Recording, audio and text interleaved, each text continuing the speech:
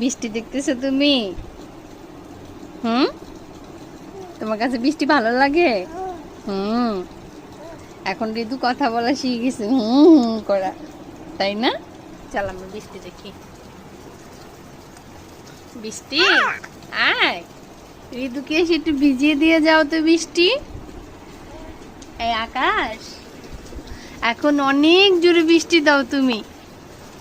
ঋতু এখন ভিজবে।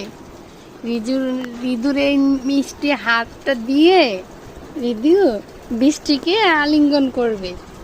আহো, আহো বাতিজি আহো।